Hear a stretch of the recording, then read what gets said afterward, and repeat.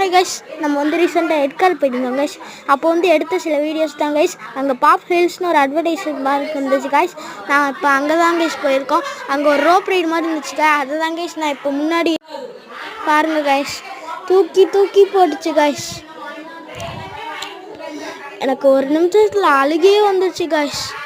தாங்கிட்டு தான் கைஸ் போயிட்டு இருந்தேன். செம்மையாக இருந்துச்சு கைஸ். போனால் நீங்கள் ஏற்காடு போனீங்க கைஸ்.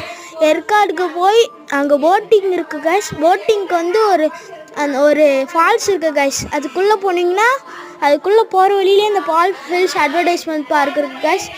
அங்கே போனீங்கன்னா இந்த மாதிரி நிறைய ரைட்ஸ் இருக்கும் கைஸ்.